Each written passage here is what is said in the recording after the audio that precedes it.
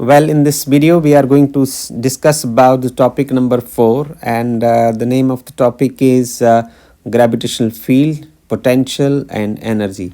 So we'll start with question number 22. So question is like this. ये कहा गया है कि देखिए आपसे पूछा गया है कि at what height from the surface of earth, earth surface के से जो ग्रेविटेशनल पोटेंशियल का वैल्यू किस हाइट के ऊपर ग्रेविटेशनल पोटेंशियल की value -5.4 cross centre of 7 joule पर केल्विन और एक्सेलरेशन ड्यू टू ग्रेविटी की वैल्यू 6.0 मीटर पर सेकंड स्क्वायर हो जाएगी। और इसको सॉल्व करने के लिए आप रेडियस का जो वैल्यू है उसको 6400 किलोमीटर का इस्तेमाल करिए। सो हम चलते हैं, देखिए ये रहा आपके पास क्वेश्चन नंबर 22 और इस क्वेश्चन को हम सॉल्व करते हैं कि हम जानते हैं कि जो fundamental formula of gravitational potential है वो होता है -gm/r, where r is the distance between the centre of earth and the एक यूनिट मास के बीच का डिफरेंस है। तो यदि आप मान लो कि एक पॉइंट पार्टिकल को अर्थ सरफेस से ऊपर कहीं ले जाते हैं, आप एक सेंटर से एक पॉइंट पार्टिकल को इतने दूर ले जाते हैं, सो यहाँ आप उसको रख देते हैं। सो ये जो डिस्टेंस हो जाएगा वो कितना हो जाएगा, जो r होगा वो हो जाएगा r+h। So this is the radius of अर्थ, इतने दूर आप ले जाते हैं। सो ये कुछ सवाल है आपके पास। तो यहाँ हियर इफ़ यदि आप इसको ऊपर ले गए हैं तो r का वैल्यू हो जाएगा r+h, तो पोटेंशियल इस पॉइंट पर हो जाएगा v -gm और r की जगह आप लिख सकते हैं this is r+h, it's marked as equation number 2। अब ये जो पोटेंशियल है, इस पोटेंशियल का जो वैल्यू है वो हमें दिया हुआ है, इसको हम ऐसे करके लिख देते हैं कि इस हाइट के ऊपर जाकर पोटेंशियल जो है वो 5.4 क्रॉस 10⁻⁷ जाउल पर केल्विन हो जाता है। ओके। और यदि हम ग्रेविटी की बात करें तो एक्सेलरेशन ड्यू टू ग्रेविटी का जो फार्मूला होता है वो होता है gm/r²। सो यदि सरफेस ऑफ अर्थ पर हो तो आप कैपिटल R² लिख देते हैं, नहीं तो आप ऐसे R² लिख देंगे। और यदि r की वैल्यू जो है r+h यदि हम पुट करें तो एक्सेलरेशन ड्यू टू ग्रेविटी जो है वो हो जाएगा gm/r+h का होल स्क्वायर हो जाएगा। और ये वैल्यू दी हुई आपको 6.0 मीटर पर सेकंड स्क्वायर। अब आप इसको इक्वेशन नंबर आप 2 कह दीजिए और इसको आप इक्वेशन नंबर 3 कह दीजिए। आप इन दोनों को इनकी रेशो बनाइए और इसमें जो कॉमन पैरामीटर्स हैं उनको आप नहीं लिखें तो ज़्यादा अच्छा है, हम यहाँ सॉल्व कर देंगे, पर आप यदि इसको नहीं लिखें तो अच्छी बात है। हम यहाँ लिखेंगे हमारे पास आ जाएगा -gm/r+h, ये तो v का वैल्यू हो जाएगा। और g का वैल्यू जो आप नीचे रखेंगे उसमें gm पहले नीचे रख दीजिए और यहाँ आ जाएगा आपके पास r+h का स्क्वायर। तो v का वैल्यू हो जाएगा -5.4 क्रॉस 10⁻⁷ डिवाइडेड बाय, हम नंबर का ही इस्तेमाल करते हैं, 6.0 ओनली। तो इसमें gm के साथ gm कैंसिल हो जाएगा, एक r+h के साथ सिंगल r+h हो जाएगा, माइनस के साथ माइनस कैंसिल हो जाएगा। You are left with r+h is equal to, इसको आप लिख सकते हैं 54 और डेसिमल यदि राइट साइड को शिफ्ट करेगा तो ये माइनस हो जाएगा एक, यहाँ आप लिख सकते हैं 7 - 1 6 हो जाएगा डिवाइडेड बाई 6 ओनली, राइट। तो you are left with this 9 आ जाएंगे यहाँ। और आप लिखेंगे रेडियस ऑफ अर्थ का वैल्यू जो कहा है कि आपको लेना है इसको 6400 किलोमीटर, सो 6400 किलोमीटर प्लस h जो है इसको आप ले सकते हैं 9000 किलोमीटर, राइट। सो जो किलो का मीन्स 10⁻³ तो h निकाल लीजिए आप, 9000 kilometre minus 6400 kilometre, this is equal to 2600 kilometers. So this is the final answer of the question. I think you find it so easy and interesting to solve this question. हमारे पास next question है, question number 23।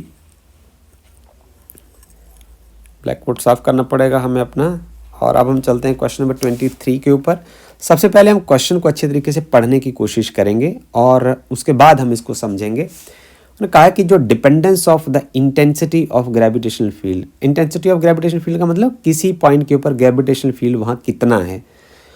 E of the earth with distance R from the centre of earth is correctly represented graphically. इनमें से कौन सा graph सही है इसके बारे में हम बात करते हैं। तो पहले हम इस क्वेश्चन को सॉल्व करने की कोशिश करते हैं। आप चाहें इस ग्राफ को डायरेक्ट याद कर सकते हैं, वो आपकी इच्छा है, हमें इसको सॉल्व कर देना है।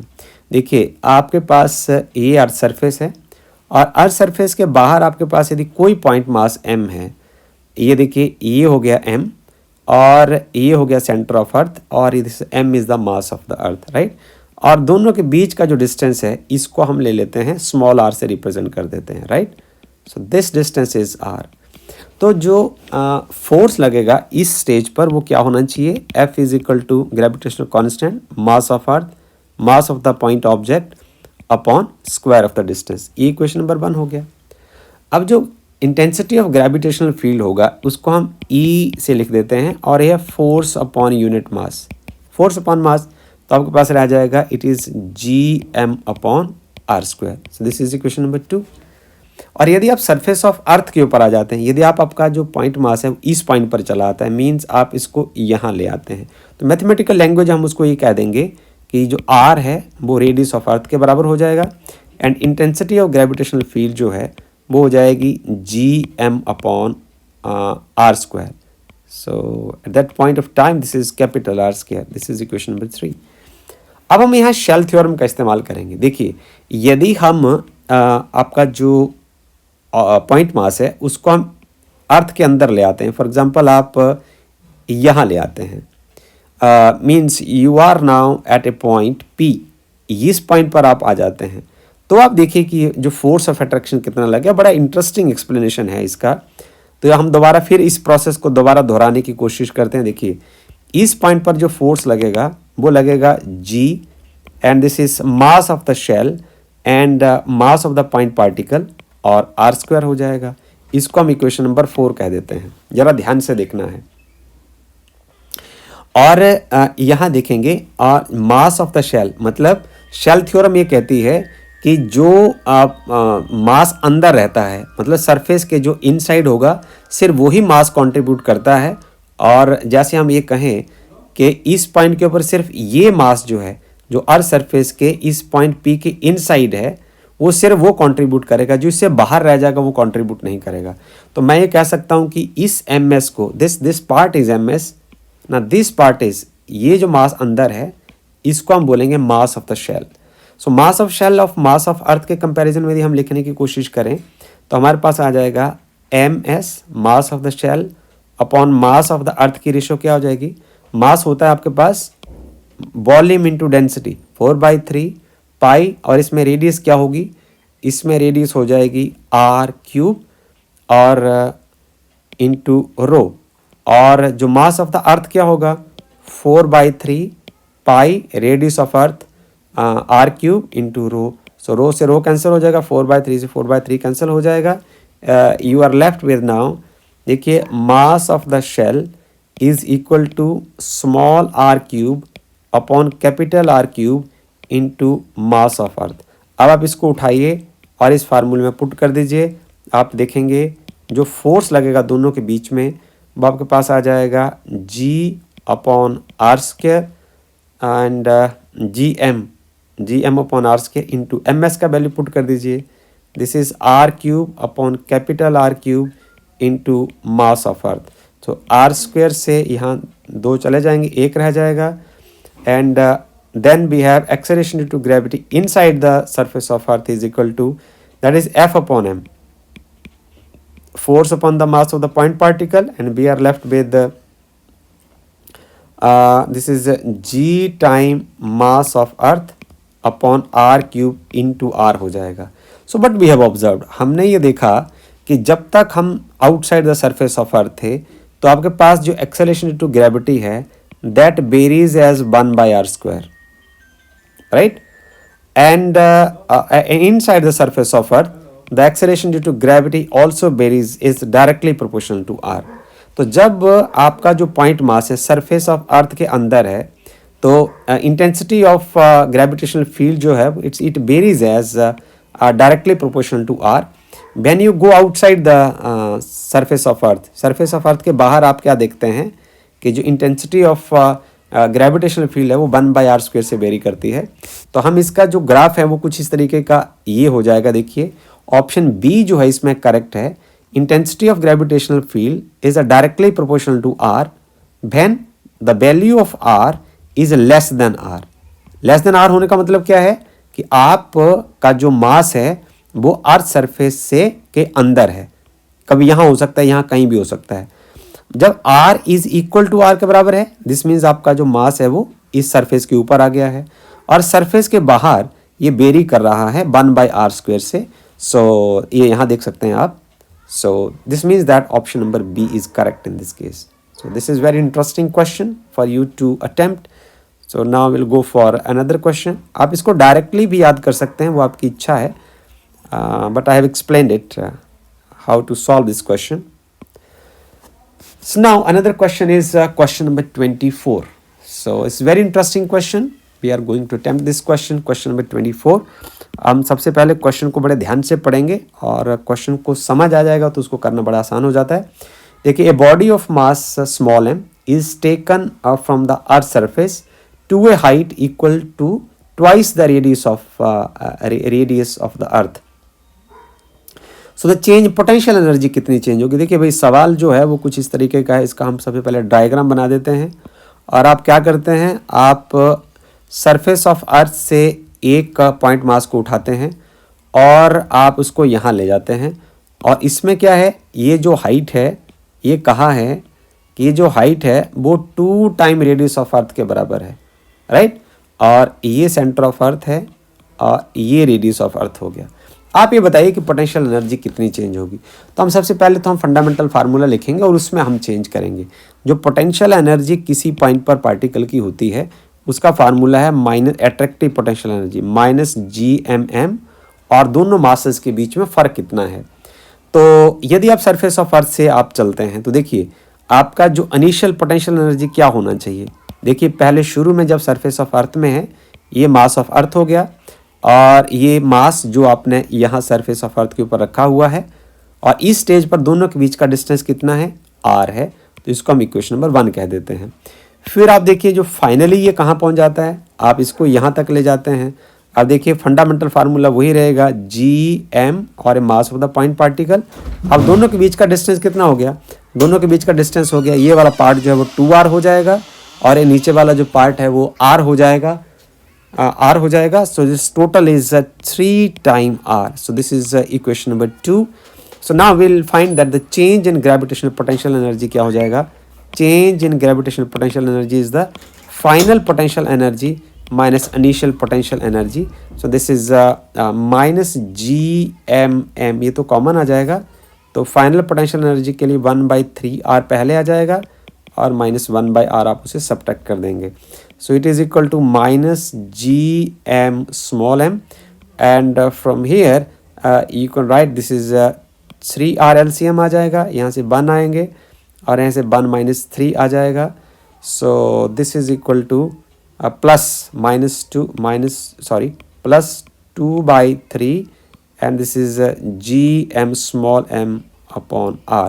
So this is what the change in gravitational potential energy is, and we find that the option number A is correct in this case. So see here, option number A is correct. Question number 24, option number A is correct. So I think a question is very interesting. So this is very interesting question. Now we'll go for question number 25. Question number 25 is like this. पहले blackboard साफ करते हैं हम अपना। So question number 25 में ये कहा गया है कि सवाल को सबसे पहले हम अच्छे तरीके से पढ़ना है। हमारे पास इनफाइनाइट नंबर ऑफ बॉडीज़ हैं और हर का मास जो है वो 2 किलोग्राम है, right. So they are situated on X axis, उनको एक्स एक्सिस के ऊपर रखा हुआ है और डिस्टेंस जो है 1 मीटर 2 मीटर 4 मीटर 8 मीटर इस तरीके से रखा हुआ है from the origin. So the resulting gravitational potential due to this system at the origin कितना होगा, ग्रेविटेशनल पोटेंशियल कितना होगा। सो इस क्वेश्चन को थोड़ा सा हम एक डायग्रामेटिकली अरेंज करने की कोशिश करते हैं कि ये रहा हमारे पास क्वेश्चन नंबर 25। तो ये जो है फॉर एग्जांपल ये ओरिजिन है और इस ओरिजिन से आपने एक्स एक्सिस के ऊपर जो मासेस हैं उनको रखा है, ये रहा ओरिजिन। ये आपके पास देखिए 1 2 3 4 5 6 7 8 9 10 11 12 13 14 15 लाइक दैट। सो ये सारे जो मासेस हैं पहले को यहाँ रख दिया आपने, दूसरे को आपने 2 मीटर अवे रख दिया, कुछ ऐसा ही है। और फिर अगले वाले को रखा 3, फिर 4 मीटर पर रख दिया, फिर उसके बाद अगले वाले को रखा आपने 5, 6, 7, फिर यहाँ 8 मीटर पर रख दिया। this is how you have arranged this, but every mass is mass of 2 kilogram. So हमसे पूछा गया कि आप ग्रेविटेशनल पोटेंशियल निकालिए। तो ग्रेविटेशनल पोटेंशियल आप जानते हैं कि क्या होता है। ग्रेविटेशनल पोटेंशियल जो होगा, gravitational potential is G is equal to this V is equal to minus GM upon R, right. ये फंडामेंटल फार्मूला हो गया जी। अब ग्रेविटेशन पोटेंशियल जो है ना वो जोड़ता चला जाएगा। Gravitation potential at origin because of all this masses क्या होना चाहिए, माइनस जी एम अपन, इसको रिपीटेडली लगाते जाइए। जी मास तो 2 किलोग्राम है और पहले केस में डिस्टेंस क्या है 1 मीटर। दूसरे केस में क्या हो जाएगा माइनस जी, मास 2 किलोग्राम है, डिस्टेंस है 2 मीटर। तीसरे केस में क्या होगा, जी मास जो है वो 2 किलोग्राम है, डिस्टेंस है अब 4 मीटर। चौथे केस में ग्रेविटेशन कांस्टेंट, मास जो है 2 किलोग्राम और डिस्टेंस क्या है 8 मीटर, राइट। सो अब आप ऐसा करिए, इसमें जो कॉमन आता है उसको कॉमन निकाल लीजिए। माइनस 2G कॉमन आ जाएगा, अंदर आपके पास क्या बचेगा 1 plus 1/2 plus this is 1/4 plus 1/8। सो इसी तरीके से आपने इनफाइनाइट नंबर ऑफ पार्टिकल्स को यहाँ अरेंज कर रखा है, राइट। सो अब आप देखिए कि ये एक ज्योमेट्रिक प्रोग्रेशन बन जाएगा और जिसका जो सम है उसका फार्मूला लगा के आप सॉल्व कर सकते हैं। -2G using mathematics A upon 1 minus R।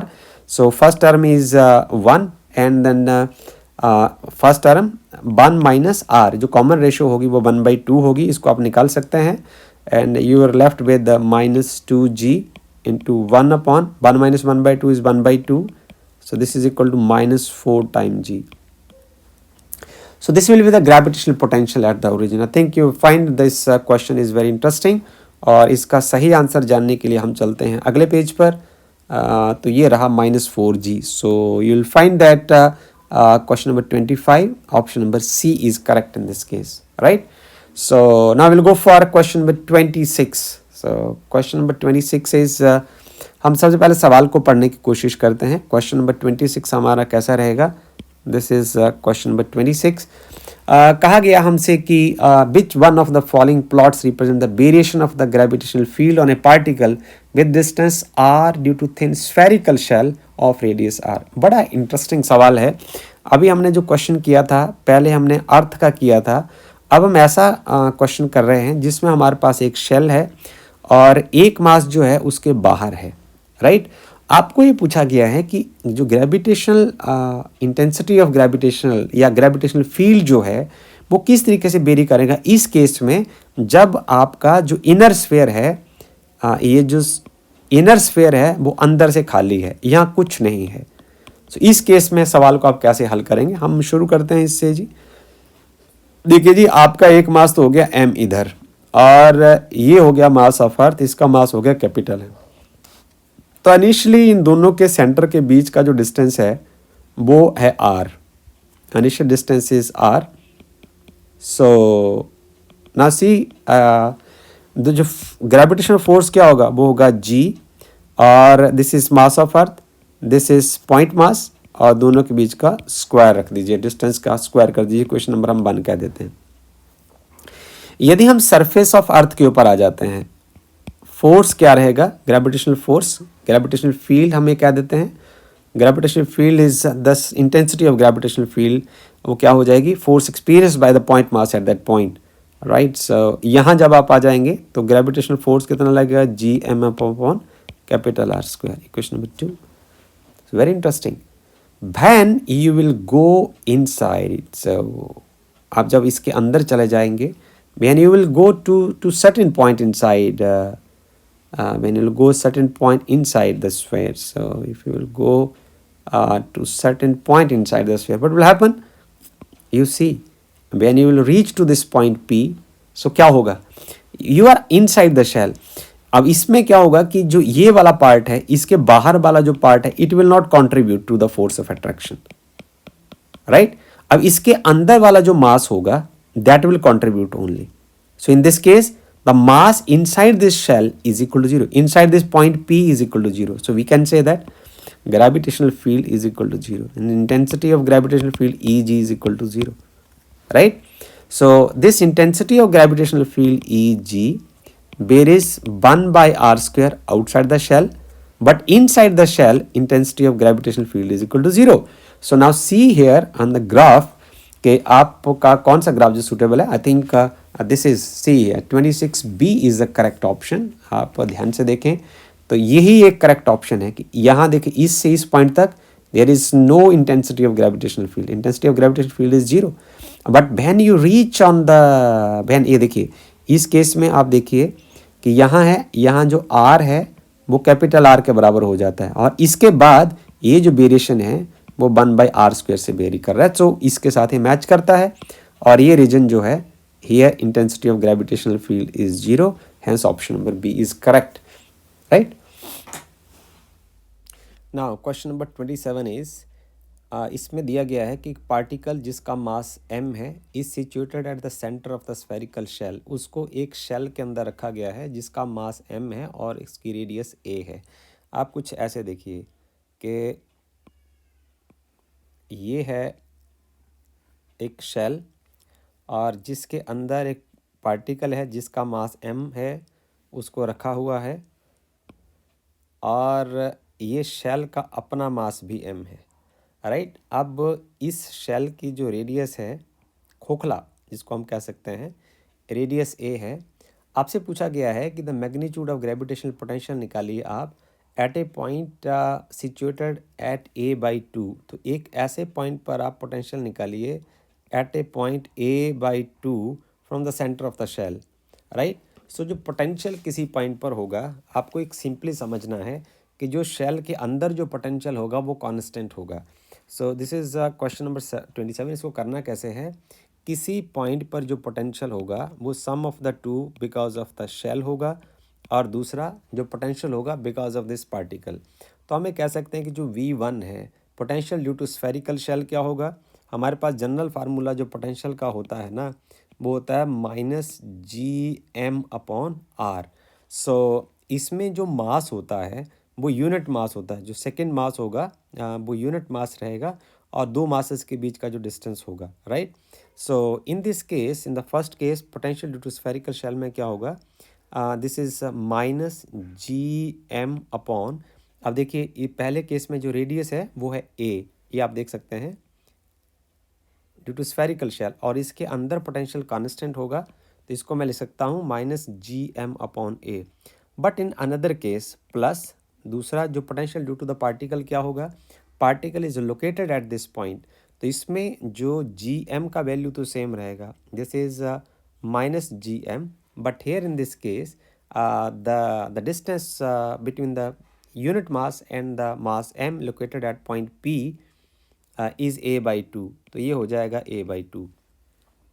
So potential at point P क्या होगा, this is -gm/a and this is -2gm/a. right. So the magnitude of the potential at this point is equal to, this is only 3gm/a. So this is the magnitude of the potential at this point. So this is all about this question number 27. So I think the option number B is correct in this case. Now see here, this question number 27 and option number B is correct in this case. Right. Now we'll shift our discussions to the question number 28. Move to the next page. चलिए सवाल को हम सबसे पहले पढ़ते हैं ध्यान से कि हमारा क्वेश्चन कहता क्या है. सो पहले हमने क्वेश्चन को ही हमेशा ध्यान से पढ़ना. क्वेश्चन नंबर 28 सेज, इसमें कहा गया कि particle of mass m is situated at the centre of the spherical shell. मुझे लगता है कि जैसे पिछले क्वेश्चन की तरह ही प्रॉब्लम लग रही है, जिसकी रेडियस a है. Gravitational potential at a point situated at a/2 distance from the centre of the shell. अब इसमें मैग्नीट्यूड नहीं पूछा हुआ है, जस्ट पोटेंशियल पूछा है. तो हम सिंपली कह सकते हैं पिछले क्वेश्चन की तरह that it is -3gm/a. Right. So for question number 28, option number A is correct. You can proceed like question number 27. Now we are going for question number 29. Right. सवाल को सबसे पहले ध्यान से पढ़ना होगा कि the earth is assumed to be sphere of radius earth. आपने ये रहा आपके पास अर्थ. Earth is assumed to be as a sphere of radius r. Earth is assumed to be a sphere of radius r. A platform is arranged at a height r from the center of earth. आपने यहाँ कोई एक platform जो है वो arrange किया हुआ है और इसकी जो हाइट है वो रेडियस ऑफ अर्थ के बराबर है, तो इसको हम आर कह सकते हैं. और जो टोटल रेडियस हो जाएगी, देखिए ये वाला पॉइंट जो है ये डिस्टेंस भी आर है. So this total this distance is r is equal to r plus r, that is equal to 2r, right? So this will be very useful. और उसमें यहाँ कहा गया कि platform is arranged at a height R from the surface of earth. The velocity of a body from this platform is F B. यहाँ body की जो velocity होगी वो होगी F time V. So this is given to us where V is the velocity from the surface of earth, और V जो V velocity होगी वो होगी from the surface of earth. So यहाँ हम लिख सकते हैं, इसको एक रिप्रेजेंटेशन दे सकते हैं. तो इसको हमें निकालना है कि इसका जो फैक्टर एफ है वो क्या होना चाहिए. तो आई डोंट थिंक सो कि आपको इसमें कोई मुश्किल लगेगी. जो पोटेंशियल एनर्जी किसी हाइट के ऊपर हम निकालते हैं ना, किसी पॉइंट पर हम पोटेंशियल एनर्जी निकालते हैं, तो पोटेंशियल एनर्जी किसी हाइट पर किसी पॉइंट पर हम निकालते हैं, उसका फार्मूला होता है माइनस जी एम. एम दो मास हमने ले लिए और इन दो मासेस के बीच का डिस्टेंस कितना है, तो किसी पॉइंट पर भी हमने यदि निकालनी है. अब यदि हम ये कहें कि हम पॉइंट ए जहाँ प्लेटफॉर्म है यहाँ आपने पोटेंशियल एनर्जी निकालनी है, तो ये क्या आ जाएगा, देखिए ये आ जाएगा माइनस जी एम एम, और आर कितना है, आर का वैल्यू जो है वो 2r है, राइट. इसको यहाँ तक ले जाने के लिए आप law of conservation of using law of conservation of mechanical energy का हम इसमें इस्तेमाल करेंगे कि ये जो potential energy it is all because of the kinetic energy because of this velocity. So this is M, और जो वी ई हमारे पास आ जाएगा, this is F time V का जो स्क्वायर होगा that is equal to minus G और M upon 2r into M. ये देखिए इसको कैंसिल कर दीजिए आप, और ये आपके पास आ जाएगा 2 के साथ यहाँ 2 कैंसिल हो जाएगा. We have F square V square is equal to minus G M upon R. We know that G M is equal to G R square होता है. G M is equal to G R square, it's acceleration due to gravity. So we know that g is equal to gm upon r square. So we can say that gravity on the surface of earth is equal to, so gm is equal to gr square. So आप यहाँ use कर सकते हैं F square V S square is equal to minus of G R square upon R. So this is equal to F square V square is equal to, magnitude में यदि हम बात करें तो आ जाएगा आपके पास g time r, right. So but we also know that we know that जो यहाँ v स्क्वायर होता है, वी नो दैट जो v स्क्वायर होता है वो होता है 2gr. So use it here, F square into 2gr is equal to g time r. gr से gr कैंसिल हो जाएगा. We have F square is equal to 1/2 and f is equal to plus minus 1 upon square root 2. So you can take the value, it is either plus 1 upon root 2 or minus 1 upon root 2. So minus option is not available here. So this means option number A is correct. So right. So question number 29 जो है वो solve हो चुका है. अब हम black board साफ करके क्वेश्चन नंबर 30 को अटेम्प्ट करने की कोशिश करते हैं.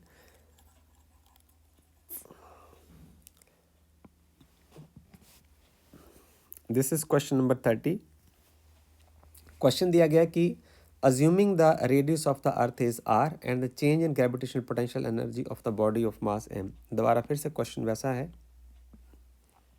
ये अर्थ हो गया और यहाँ जो radius of earth is R and the change in gravitational potential energy delta U G आपको निकालना है. डेल्टा यू जी आपको निकालना है. And of the body of mass m when it is taken to a height from the earth surface is 3r. आप एक body को इस सरफेस से यहाँ ऊपर 3 टाइम रेडियस ऑफ अर्थ के बराबर लेके चले जाते हैं. So here h is equal to 3 time r. Okay. So centre से इस मास में और इस मास के बीच का डिस्टेंस कितना हो जाएगा? ये 3r हो जाएगा और इतना इतना रेडियस ऑफ अर्थ है तो ये टोटल हो जाएगा 4r. तो कितना सिंपली हम इसको सॉल्व कर देंगे. ये देखिए, जो ग्रेविटेशनल पोटेंशियल एनर्जी होती है किसी पॉइंट पर, उसका फार्मूला होता है minus ji mass of earth और मास of the point particle which is located at this point, जो कैपिटल एम यहाँ है, और इन दोनों मासेस के सेंटर के बीच में क्या डिस्टेंस है. यदि हम इनिशियल पोटेंशियल एनर्जी निकालते हैं तो हम सबसे पहले देखते हैं कि शुरू में जो मास जब सरफेस ऑफ अर्थ के ऊपर है तो कितना होगा. तो हम ऐसे लिख सकते हैं minus G M upon radius of earth, number 1. और फाइनली जब आप उसको हाइट यहाँ पहुँचा देते हैं, मतलब height will become 3r from the surface of अर्थ. तो टोटल डिस्टेंस दोनों के सेंटर के बीच में क्या आ गया? 3r plus r is 4r. तो आपके पास हो जाएगा माइनस जी एम एम. जो फंडामेंटल फार्मूला यहाँ है, इसमें स्मॉल r की जगह हम क्या भर सकते हैं? 3r plus r, this is 4r. This is minus G M small m upon 4r. This is equation number 2. अब आपका निकालना है कि चेंज इन पोटेंशियल एनर्जी क्या होगा. तो जो चेंज इन पोटेंशियल एनर्जी होगा, ग्रेविटेशनल पोटेंशियल एनर्जी होगा, वो होगा final potential energy minus initial potential energy. तो यहाँ आप देख लीजिए दोनों फार्मूला में minus G M M upon R common है, तो इसको हम लिख सकते हैं minus G M M upon R. अंदर यहाँ बच रहा है 1/4 और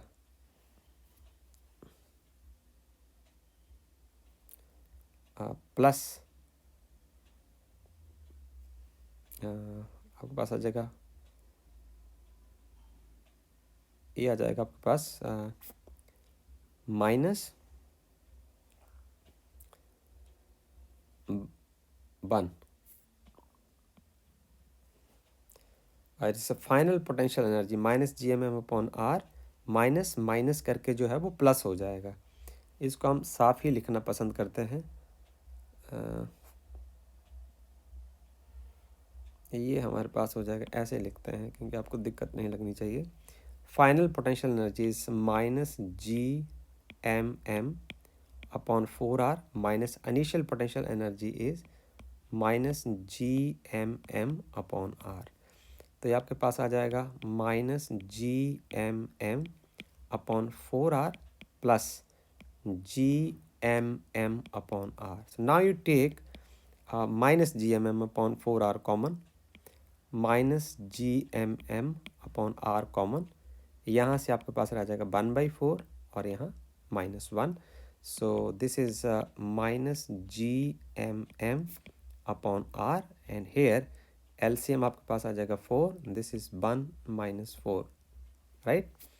it is equal to minus G M M upon R into minus 3/4. So this will become 3/4 and GMM upon R. So this means option number B is correct in this case. This option number B is correct, right? From question number 30, option number B is correct. So now we are going for question number 31. We'll go for question number 31 now. So now question number 31 is, इस question में कहा गया है कि the potential energy of A satellite having mass m and rotating at a height of 6.4 × 10⁻⁶ from the surface of earth. This means equal to the radius of earth. तो उसकी potential energy कितनी होनी चाहिए उस पॉइंट के ऊपर जाके, from the surface of earth is. So now see here, it is so easy to find out. ये देखिए इनिशियल पोटेंशियल एनर्जी जो है वो है उसकी, ये देखिए आपके पास सैटेलाइट है minus G M mass of earth and mass of the satellite upon initially it is on the radius of earth R, equation number 1. तो जो उसकी फाइनल पोटेंशियल एनर्जी होगी वो क्या होगी, माइनस GMM, और radius of earth plus radius of अर्थ। वो क्या कर रहा है, जैसे देखिए वो है कहाँ, यहाँ देखिए प्रैक्टिकली ये अर्थ सरफेस है, और अर्थ सरफेस में यहाँ जो है वो रेडियस ऑफ अर्थ जो है इस पॉइंट से जो रेडियस ऑफ अर्थ है वो R है ना। Satellite is revolving around earth, satellite is revolving around earth, इतना इसी रेडियस के ऊपर वो बाहर चल रहा है। तो जो ये डिस्टेंस हो जाएगा, मान लो कि सैटेलाइट आपका इस पॉइंट पर है, तो इन दोनों सेंटर्स के बीच का डिस्टेंस अब 2R हो जाएगा। तो यहाँ हम ले सकते हैं कि जो फाइनल पोटेंशियल एनर्जी होगी वो minus GM mass of the satellite, and this is 2R, is question number 2। अब चेंज इन पोटेंशियल एनर्जी निकाल लीजिए आप, delta UG is equal to final potential energy minus initial potential energy. ये आ जाएगा आपके पास minus GMM upon 2R minus minus of GMM upon R हो जाएगा। So this is minus GMM upon 2R plus GMM upon R हो जाएगा। अब आप इसको सॉल्व कर लीजिए, minus GMM upon R common ले लिया, यहाँ से बचेगा 1/2 माइनस 1, तो यहाँ से आएगा -1/2। इसको सॉल्व करके -1/2 को बाहर गुणा करेंगे तो आपके पास आ जाएगा it is GMM upon 2R। So GMM upon 2R, this means it is 0.5 GMM, GM is equal to GR square, using GMM is equal to GR square. Gravity के फार्मूला से हम यहाँ लिख सकते हैं, it is GR square into M upon R, से R cancel, this is 0.5 into mg radius of earth. So this option number C is correct in this case, option number C is correct. So इस तरीके के questions जो हैं वो easy questions जो हैं वो पूछे जाते हैं। हाँ, नेक्स्ट क्वेश्चन है हमारे पास, होपफुली हमें ये डायग्राम आगे कम आ जाए क्योंकि सारे सवाल इस तरीके के ही होने वाले हैं। क्वेश्चन नंबर 32, इसमें कहा गया है with but velocity should a particle be projected so that its height is equal to the radius of earth. This is very very very interesting. तो एक पार्टिकल है जिसको आप सरफेस ऑफ अर्थ से यहाँ से प्रोजेक्ट कर रहे हो, और कहाँ पहुँचाना है आपने, यहाँ तक पहुँचाना है आपने, ओके। तो उसकी वेलोसिटी कितनी है, कितनी वेलोसिटी से आपको यहाँ से फेंकना है कि वो इतना ऊंचा चला जाए। पार्टिकल को आपको यहाँ से फेंकना है ऊपर की ओर ताकि वो यहाँ तक पहुँच जाए। तो आपको ये वेलोसिटी निकालनी है, राइट। सो इसमें law of conservation of mechanical energy का हम इस्तेमाल करेंगे कि इसमें एक एनर्जी जो है दूसरी एनर्जी में कन्वर्ट हो जाती है। तो यहाँ उसकी वेलोसिटी होगी 1/2 mv², और ये वेलोसिटी यहाँ जाके आपका पार्टिकल रुक जाएगा तो इसकी ग्रेविटेशनल पोटेंशियल एनर्जी के बराबर हो जाएगा। तो यही कॉन्सेप्ट हम इसमें इस्तेमाल करेंगे using law of conservation of mechanical energy. तो आप मान लो कि आप जो पार्टिकल को एक ऑर्बिटल वेलोसिटी से फेंकते हैं तो उसकी जो इनिशियल काइनेटिक एनर्जी होगी 1/2 mv² होगी, and when it will reach to a certain height तो उसका जो ग्रेविटेशनल पोटेंशियल एनर्जी हो जाएगी वो हो जाएगी -GMM upon distance between the two centres क्या हो जाएगा, R plus R, that is 2R, okay. अब 2 के साथ आप 2 कैंसिल कर दीजिए, M के साथ M कैंसिल हो जाएगा, and then we have B0² is equal to -GMM upon R, और आप V0 यदि निकालेंगे तो प्लस माइनस आंसर आना चाहिए, तो माइनस का ऑप्शन यहाँ है नहीं, तो हम इसमें ले सकते हैं कि आपके पास आ जाएगा GM अपॉन R का square root. So this means that option number A is correct. In question number 32, option number A is correct.